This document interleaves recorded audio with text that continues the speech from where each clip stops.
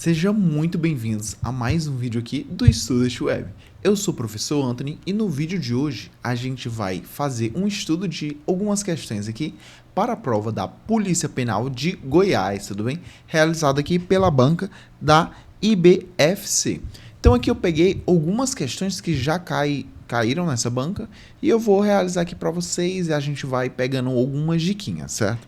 Então, para a primeira questão que eu peguei aqui, foi uma questão bem simples de conjuntos, mas que traz aí um estudo bem grande, certo? Então vamos lá para essa primeira questão. O que a gente vai ter? Ele vai falar assim, né? As afirmativas a seguir referem-se aos conjuntos A, onde ele colocou aí ó, o conjunto A, mas eu vou repetir ele aqui novamente. Vai ser assim, A é igual. Aí ele vai falar os termos, né? Deixa eu só botar minha chave direitinho aqui. Então, ele falou o elemento 0, elemento 1. Você vai perceber que tem mais um elemento aqui em parênteses, tudo bem? E aqui, ó, vamos ter o 2 e aqui o 3. Então, pronto. Até aí tá tudo bem. O que a gente tem aí? Temos também ali os elementos aí do B. Então, B é igual a... Deixa eu fechar aqui. 1, 3... e 4. Pronto, fechamos aí o parêntese. Vamos ter aí, ó, uma coisa bem legal, que é esse carinha em parênteses. Esse carinha vai atrapalhar um pouquinho o nosso andar da carruagem. Então, o que vai significar ele? Quando a gente fala de conjuntos, os elementos dele, no caso, cada termo desse aqui, eles são chamados de elementos e eles são representados por existir ou não existir. Então, quando a gente fala de elementos, quando a gente está tratando dos elementos, os termos corretos para se utilizar é existe, com um ezinho assim, ou não existe, que é um traço cortando. Então, são apenas esses dois tipos aí de símbolos que nós utilizamos. Para que isso vai importar, né? Já eu explico. Aqui também, ó, vamos falar também sobre os conjuntos ou subconjuntos, que vão ser aí, ó, representados. Vou botar aqui subconjuntos. São representados por contém ou está contido. É esse Czinho invertido. Mas agora, para que vai me servir, Anthony? Só lembrando, também existe o não está contido. Não contém, na verdade. E o não está contido. Esses aí são os 4 termos que a gente pode utilizar para os subconjuntos. Então, aí, por que eu fiz essa breve explicação? Quando a gente fala aí dos elementos, principalmente esses termozinhos aqui, ó, a gente só pode utilizar existe ou não existe. E aí, quando eu estou falando de cada elemento, eu tenho que falar apenas do valor dele sem um parêntese. Uma exceção vai ser o cara que já tem um parêntese. Se ele já tem um parêntese aí, quer dizer que ele é um elemento daquele tipo. Quando a gente está tratando aqui, por exemplo, da primeira suposição, ele vai falar que o elemento 1, existe no nosso conjunto A. Ele existe? Ele está aí só 1? Tudo bem, está correto. Então, isso aí é verdadeiro, que o 1 existe aqui, sem parênteses, sem nada. Agora, ele pergunta, o elemento 2. Na verdade, isso aí não vai ser um elemento, vai ser um subconjunto. Como eu sei que isso é um subconjunto e não um elemento? Quando a gente fala de subconjuntos, os subconjuntos são formados a partir do nosso conjunto principal. Por exemplo, aqui o 2 não está em parêntese.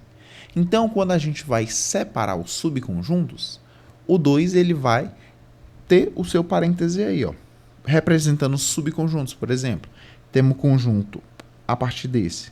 Conjunto apenas do 0, que o 0 está aí, né? Se é um conjunto à parte, a gente só pega aquele elemento. Tanto pode pegar só ele sozinho, quanto ele em uma dupla. Por exemplo, temos aí um outro subconjunto do 0 e o próprio 1 aqui, ó. Esse já é um outro subconjunto. Então, podemos aí fazer inúmeros subconjuntos. Por exemplo, vou pegar aí um subconjunto onde tem o 0, 1, e aí, ó, esse outro elemento, que é o 1 com parêntese. Tá vendo como ele já está com parênteses no nosso conjunto? Ele é considerado um elemento. Então, isso aí que devemos considerar. Então, enrolei demais, mas é basicamente para vocês entenderem, conseguirem diferenciar, pelo menos, o que é um elemento do que é um subconjunto. Subconjunto é formado a partir desses meus conjuntos aí. Tudo bem? Então, nesse meu segundo aqui, ó, como o 2 está entre as chaves, e aí, nosso elemento normal não está entre as chaves, então isso aí não existe no nosso conjunto. Se tivesse o está contido, aí estaria certo, porque a gente só pode usar está contido nos subconjuntos. Tudo bem? Vamos lá para o próximo. Próximo aí, ó, vai ser uma subtração de A menos B. A menos B, o que a gente vai ter, então? Vamos considerar só o elemento A e a gente vai diminuir, ou eliminar, no caso, todos os elementos que a gente tem em B. Então, olha, foca aí no A. Olhando para o A, tem um elemento 0, 1, 1 em parênteses, né? 1 em chaves, na verdade, o 2 e o 3. Vamos eliminar os que o B tem em comum, por exemplo. Tem o 1, o 3 e o 4. O 3... o 4 não existe, né? Então, aí sobrou quanto no A? Sobrou o 0, o 1 em parêntese e ali o 2. Então, você vê que isso aqui está errado, esse 3 aqui, porque faltou o 1 em parênteses, certo? Ele é um elemento. Então, aqui, ó, faltou esse carinha aqui. Se tivesse, estaria certo. Logo, isso aqui está errado. Vamos ver se agora o oposto está verdadeiro. Ó, a gente vai agora olhar para o B. O B vai ser o principal. Sempre o da frente ele é o principal. Então, vamos ter aqui, ó, B menos A. Então, vamos olhar aqui o elemento B. Ó, o elemento não, o conjunto B. E vamos diminuir os caras que ele tem em comum com o A. Então, o A tem um 1, certo? Então, ele se elimina. E aqui o A tem o 3 também, ó. Corta. Então, só sobrou aí o 4 no nosso elemento. Logo aí, a nossa resposta aí está correta. Então, aí, qual é a afirmação que está correta? Se só tem A1 e A4, única opção, o item B, bem fácil essa aí. Então, eu espero muito que vocês tenham entendido essa parte de conjuntos.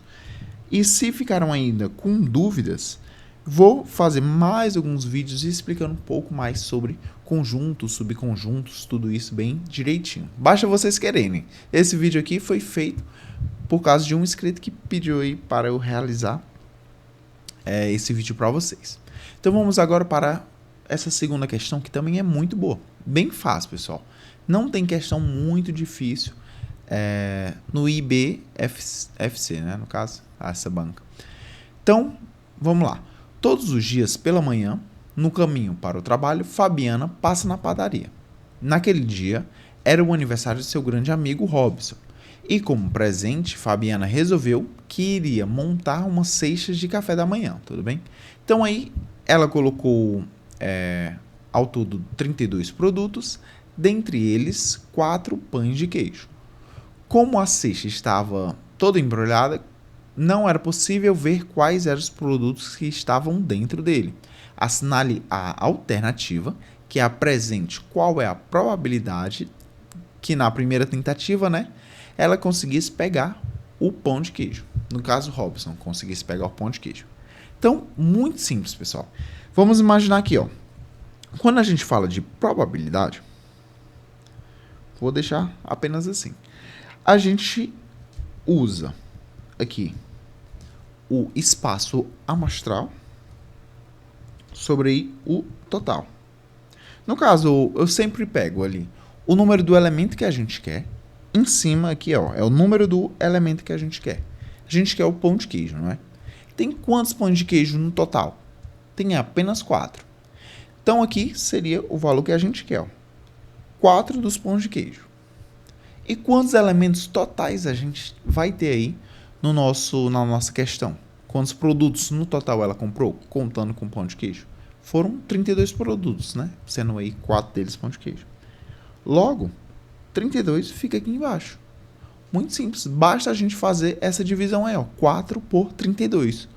Como a resposta está em porcentagem, na probabilidade a gente coloca esses dois, né, essa fração, sempre o que a gente quer em cima sobre o total e, por fim, multiplica aí por 100. Isso aqui é a mesma coisa aqui, 100% no caso, né? Vai ficar 400% sobre 32. Isso aí vai dar o valor de 12,5%. Então, muito simples também essa, pessoal. Vamos para agora um problema envolvendo probabilidade, mas também contagem. Essa aí é muito boa, esse tipo de questão. O que a gente vai ter?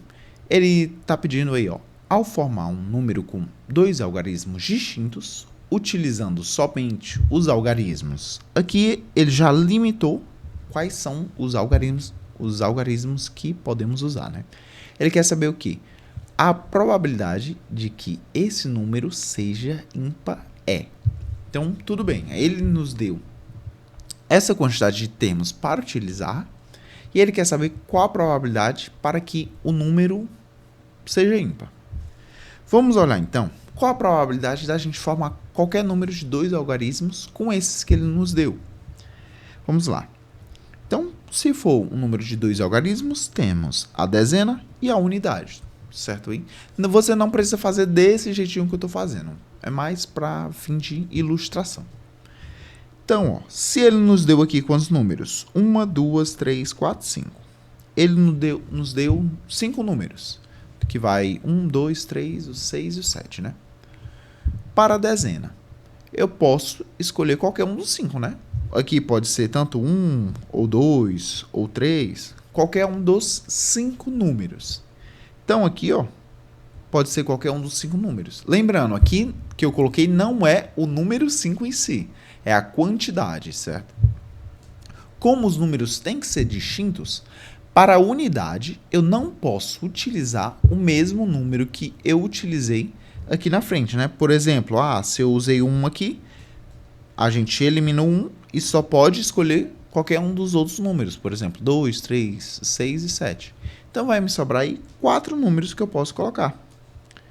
Logo, para qualquer número, eu posso, com esses números aí, na verdade, né? Eu posso fazer 20 números diferentes. Então, certo, para que isso vai me servir? Isso aí vai saber para a gente descobrir quanto é o total. O total aí de números que podemos formar são 20. Agora, quais são o total de números ímpares, que é o que a gente quer? Então, aí, a quantidade de números ímpares vão ser o quê? Vamos lembrar aqui, dezena e unidade novamente. Um número ímpar é o quê? É um número que termine com um número ímpar, né? Então, tem que terminar ou com 1, ou com 3, com 7, ou com 7, com 5, com 9, né? Então, tem que terminar com algum desses números. Aqui na questão, ele me deu quantos números ímpares? 1, 2, 3. Então, 3 dos 5 que ele nos deu são ímpares. Logo, o que a gente vai colocar aqui na unidade? Os 3 possíveis. Para o número ser ímpar, apenas temos 3 opções para escolher. E se a gente já escolher uma, por exemplo, eu escolhi o 7. Vão sobrar quantas para a gente colocar na dezena? Se eu escolhi um dos 5 que tinha, vai me sobrar 4.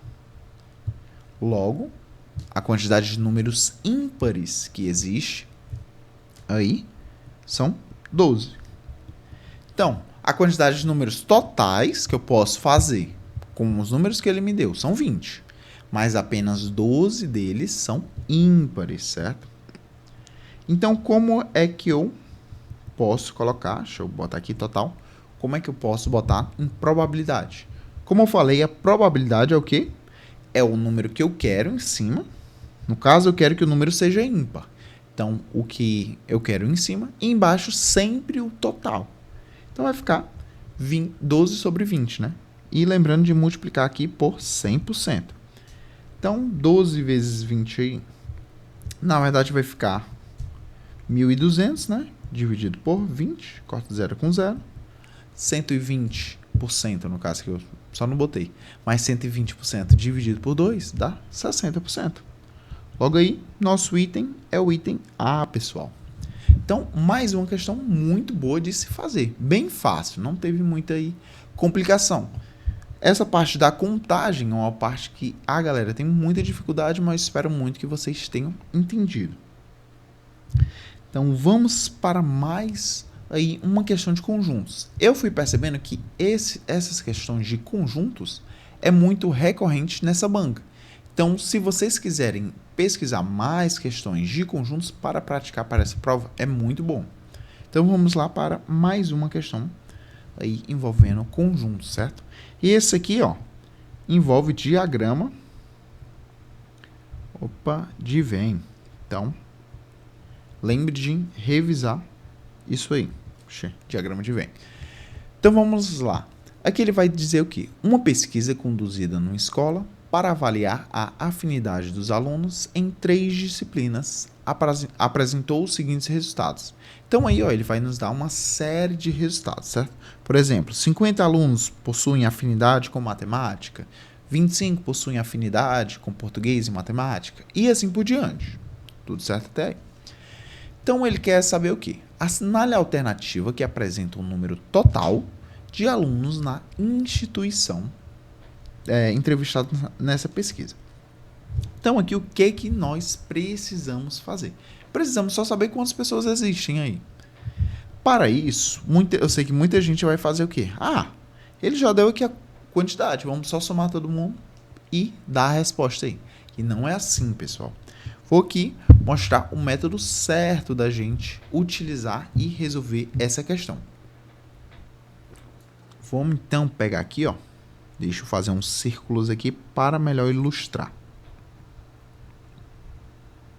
Aqui, nesses círculos, a gente coloca quais são as matérias. Por exemplo, aqui eu vou botar M de matemática, P de português e B de biologia.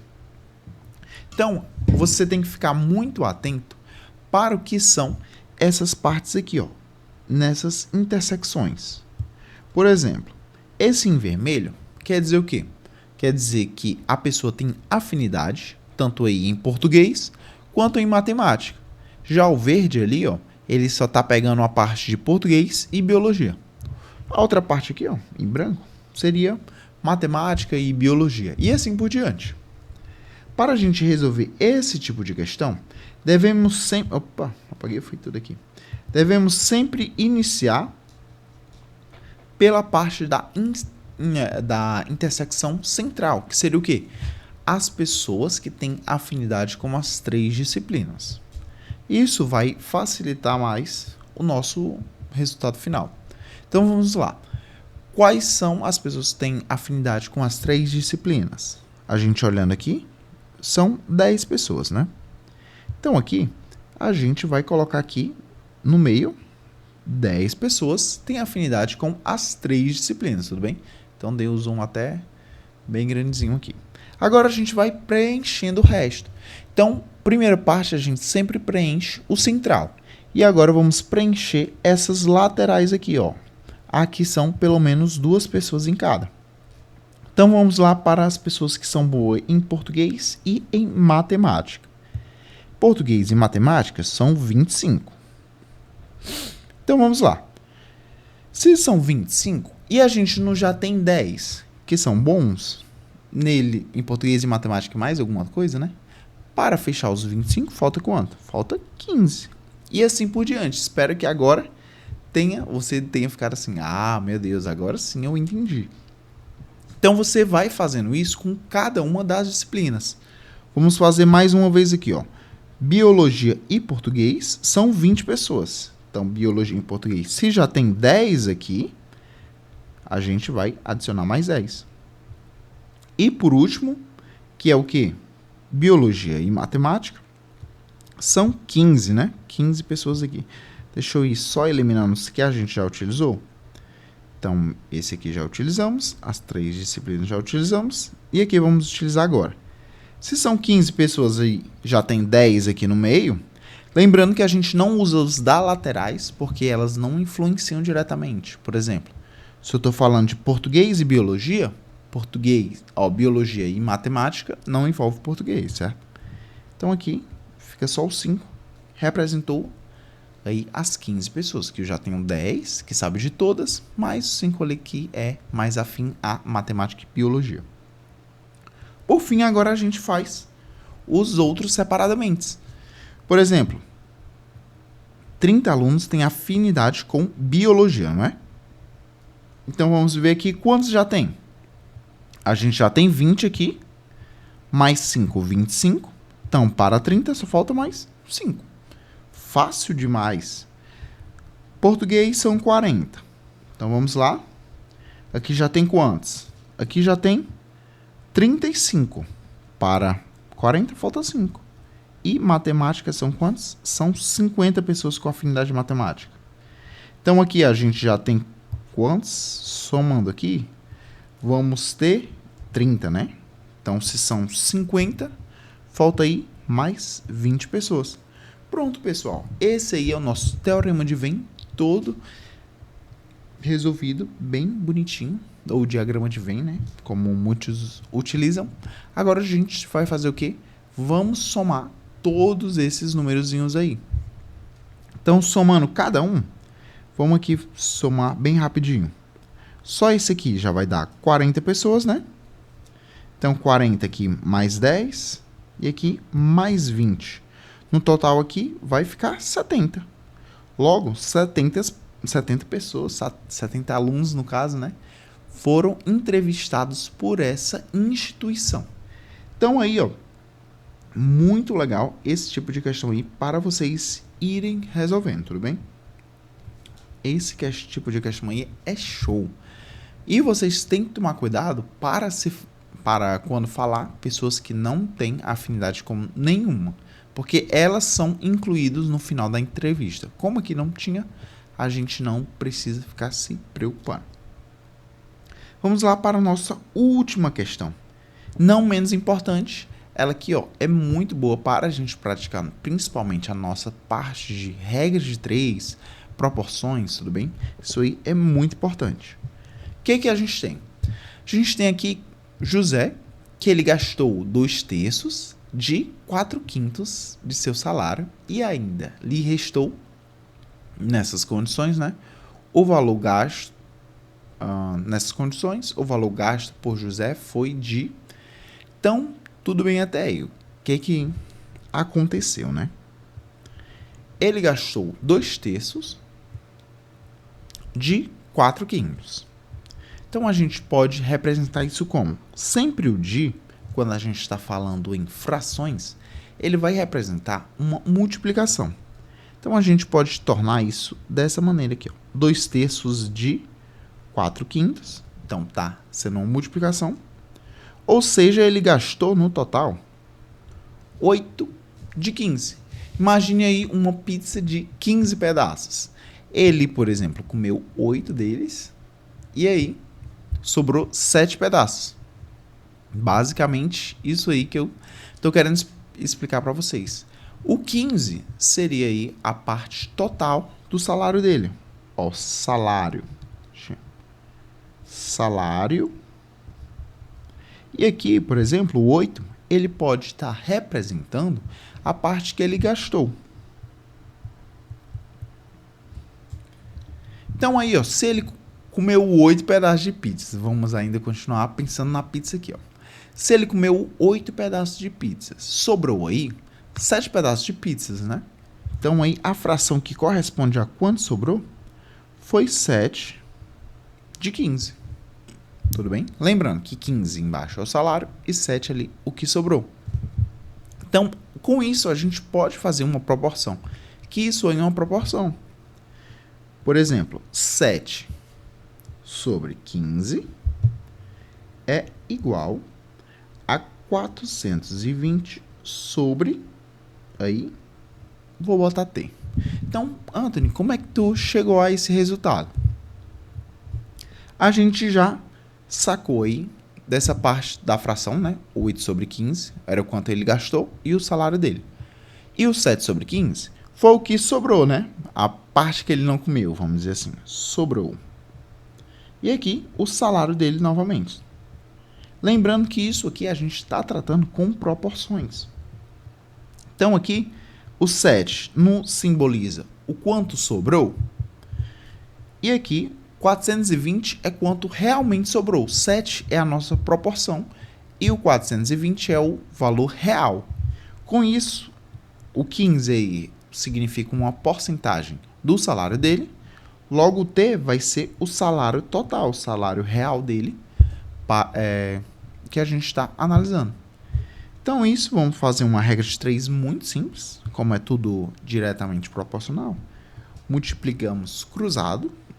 Então, fica 7t é igual a 420 vezes 15. Oxi, meu T ali. Tinha confundido T com 7. Muito parecido. Olha o que eu faço, pessoal. Geralmente, vocês multiplicam logo isso aqui. Não tá errado. Eu sei que muita gente prefere assim. Mas, para você que quer ganhar um pouco mais de tempo, você tem que aprender a cortar alguns caminhos. Por exemplo, eu vou passar 420 aqui, ó. Nosso 7 dividindo. E aí, agora eu posso, ao invés de multiplicar em cima aí, eu posso dividir o 420 por 7. Porque aí, ó, se você lembrar na tabuada, 42 é 7 vezes 6. Ou seja, a gente pode dizer que 420 é 7 vezes 60. Então, 420 dividido por 7 vai ficar 60 aqui vezes 15. Show? Agora aqui a gente multiplica tranquilo, né? A gente pode multiplicar 15 vezes 6 e, por fim, adicionar um outro zero, ó. Aqui vai ficar 30, 6, 9, daria 90. Adiciona um outro zero, né? Se fosse 60. Então, ficaria R$900 o salário dele. Então, salário dele aqui, R$900. E foi isso, pessoal. Questões muito simples. E vocês precisam ficar muito praticando esse tipo de questões. Vou trazer ainda um pouco mais antes da prova da Polícia Penal. E se vocês quiserem mais vídeos, podem deixar aí no comentário. Se quiser aí aulas particulares, fale comigo aqui, ó. Tem um meu númerozinho. E não esquece, se tá até aqui, se inscreve no canal, deixa o seu like, que é muito importante. E ative o sininho aí para ir acompanhando os próximos vídeos. Estamos tendo praticamente vídeos diários e quero muito contar com vocês aqui. Então é isso, pessoal.